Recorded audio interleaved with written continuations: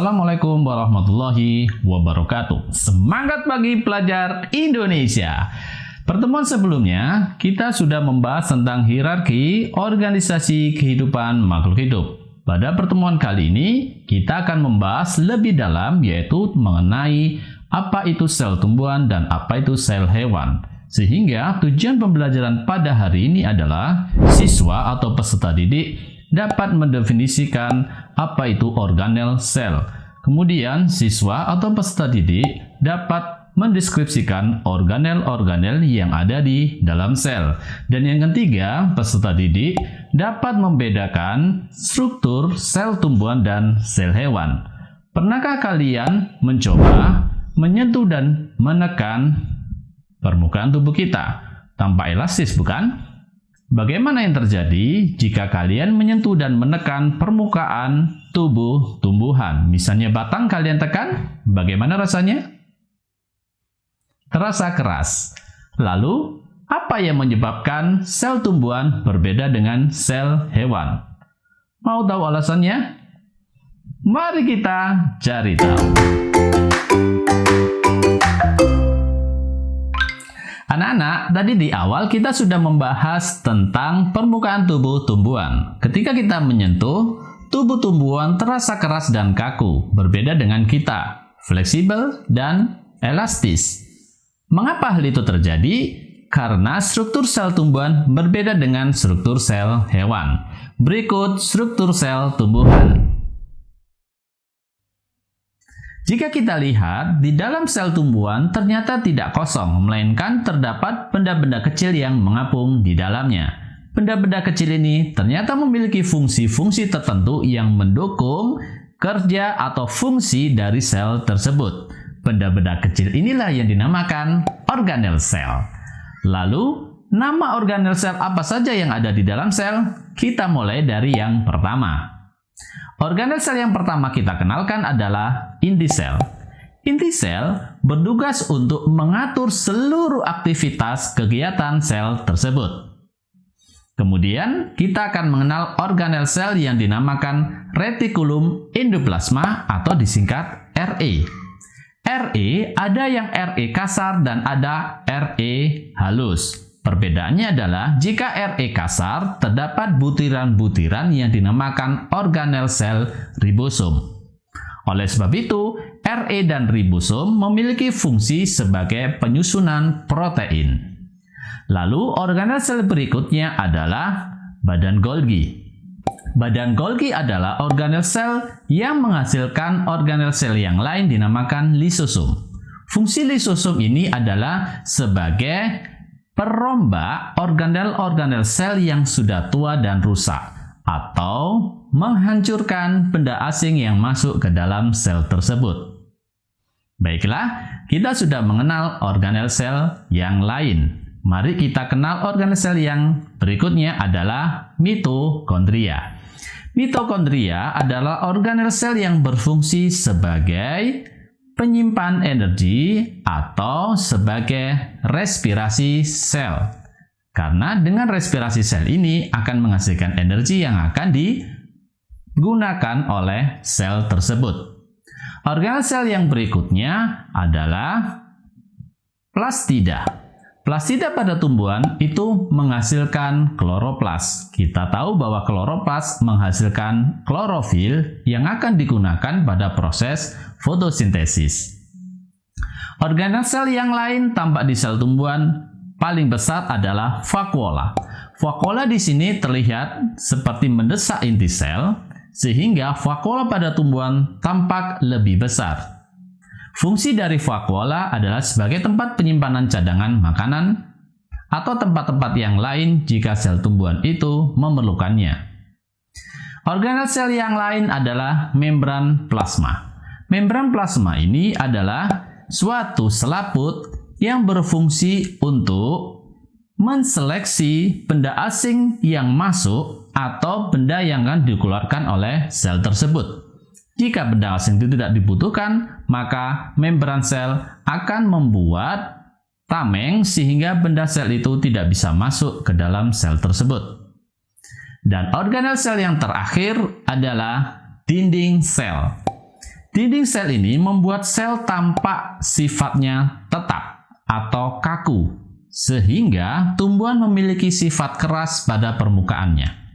Sekarang kalian tahu alasannya mengapa sel tumbuhan atau tumbuhan memiliki permukaan yang kaku dan keras, karena mereka memiliki dinding sel. Dinding sel ini memiliki bahan atau tersusun dari selulosa. Fungsinya apa? Fungsinya adalah mempertahankan bentuk sel tumbuhan. Kita sudah mengenal organel-organel sel yang ada di dalam tumbuhan. Berikutnya, organel-organel apa saja yang mengisi pada sel hewan. Berikut adalah struktur sel hewan. Ini adalah struktur dari sel hewan. Kalian bisa lihat dari bentuknya sudah terlihat berbeda dengan sel pada tumbuhan.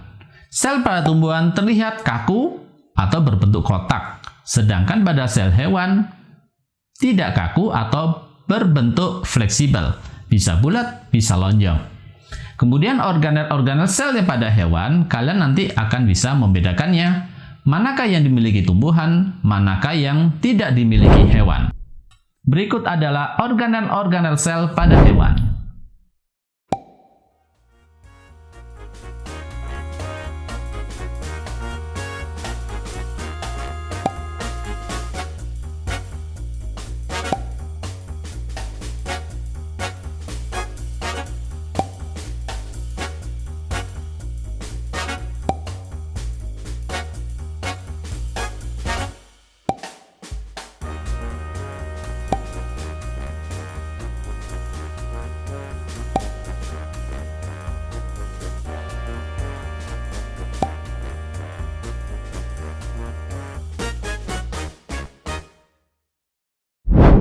Anak-anak, tadi kita sudah melihat struktur sel tumbuhan dan struktur sel hewan.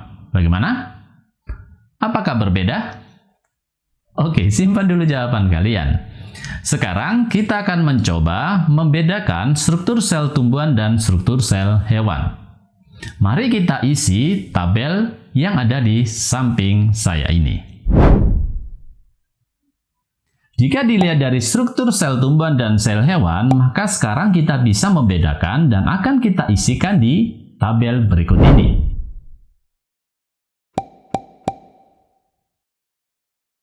Inti sel tumbuhan terletak bukan di tengah, melainkan ke samping. Ini karena terdesak oleh vakuola tumbuhan yang lebih besar. Sedangkan inti pada hewan atau sel hewan terletak di tengah. Kemudian kita lihat dari vakuola. Vakuola sel tumbuhan ukurannya lebih besar, sedangkan vakuola yang ada di sel hewan ukurannya lebih kecil, bahkan ada sel hewan yang tidak memiliki vakuola. Yang ketiga, kita coba melihat organel sel plastida. Pada tumbuhan tentu memiliki organel ini karena berfungsi sebagai membantu proses fotosintesis, sedangkan pada sel hewan tidak memiliki. Coba kita sekarang lihat organel sel sentriol. Pada tumbuhan tidak memiliki organel sentriol, sedangkan pada sel hewan memiliki organel sel sentriol. Organel sel apa lagi yang membedakannya? Tepat sekali, organel sel yang dinamakan dinding sel. Dinding sel dimiliki oleh sel pada tumbuhan yang membuatnya tampak kaku dan bentuknya tetap. Sedangkan sel hewan tidak memiliki organel sel dinding sel, hanya memiliki membran sel saja, sehingga bentuknya bisa fleksibel dan elastis.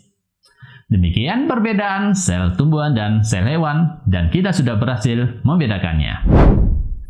Anak-anak, kita tadi sudah membahas seluruh tujuan pembelajaran pada hari ini. Sekarang waktunya kita membuat kesimpulan. Kesimpulan yang pertama adalah sel memiliki organel-organel kecil yang dinamakan, tepat sekali, organel sel. Yang kedua, organel sel ini memiliki fungsi tertentu. Oleh sebab itu, dikatakan sel adalah unit terkecil karena menyusun makhluk hidup dan unit fungsional karena di dalamnya memiliki organel-organel sel yang berfungsi mendukung fungsi sel tersebut atau kerja sel tersebut. Yang ketiga, kita juga sudah membahas tentang perbedaan sel tumbuhan dan sel hewan. Jika dilihat dari bentuk dan organel selnya, Jadi kita sudah membahas bentuk sel tumbuhan terlihat tetap, sedangkan sel hewan tidak tetap. Sel pada tumbuhan memiliki dinding sel dan plastida, sedangkan pada sel hewan tidak memiliki dinding sel dan plastida. Kemudian, pada vakuola sel tumbuhan terlihat lebih besar, sedangkan pada hewan ada, melainkan ukurannya lebih kecil atau bahkan sel hewan tidak memiliki vakuola tersebut. Anak-anak, kita sudah menyelesaikan pembelajaran pada hari ini. Jangan lupa ikuti video pembelajaran berikutnya mengenai jaringan, organ, dan sistem organ. Jumpa lagi pada pembelajaran berikutnya. Tetap semangat belajar. Wassalamualaikum warahmatullahi wabarakatuh.